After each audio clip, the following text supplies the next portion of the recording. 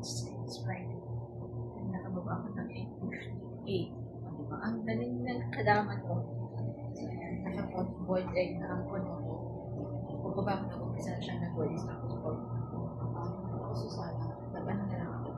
Tinanggal ko yung mga nasa na mesa. Tapos nakapag-boiled egg na ang first. So, ngayon, ito na siya. Kuha ko ng sandwich na. Dami siya kanya. Palagi siya na nag-isa sa akin.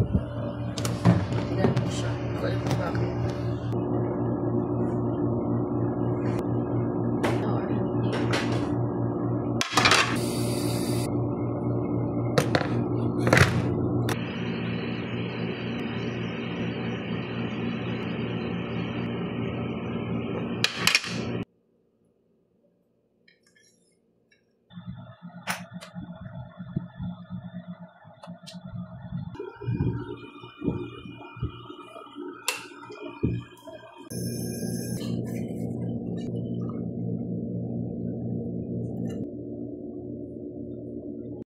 Dahil late nga bumaba ang person mga kadods, kaya ayan, ginawan ko muna ng breakfast ang madamdamin bago ako maghugas ng mga pinggan. Buti na lang nakapaglaga na ng itlog si May Kunoto, kaya for the gawa na lang ako ng sandwich.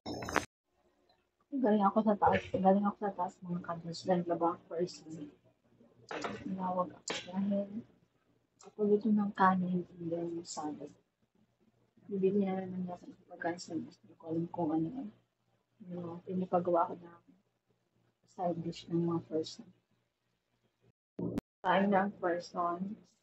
Ito na yung salad.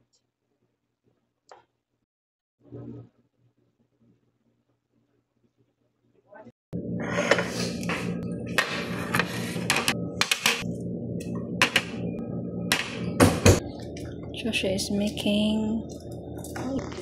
making pomegranate or roman. Ito na yung breakfast ng baba ko. May salad, tapos yung ano niya, tapos yung itlog, dalawa. Maliit kasi ano to, organic.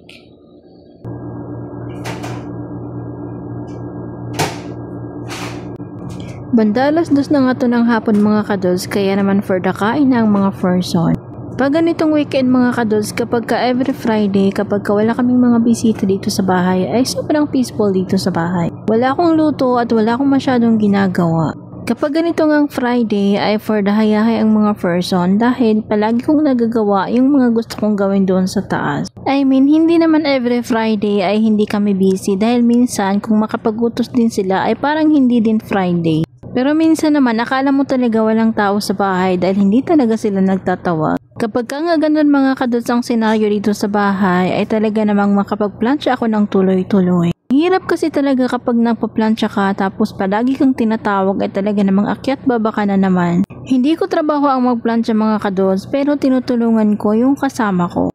Dahil hindi din naman niya ako pinabayaan sa mga gawain ko. Kaming dalawa dito sa bahay mga kadods ay tulungan lang talaga kami. Kapag ka madami siyang ginagawa, tutulungan ko siya. Kapag ka naman ako ay madaming ginagawa, tutulungan din niya ako. Dali lang naman yung ginagawa niya mga kadods dahil nga siya yung tagalinis ng mga room at mga bathroom. At ako naman mga kadods ay taga-isip kung ano yung ipapalamon ko sa kanila.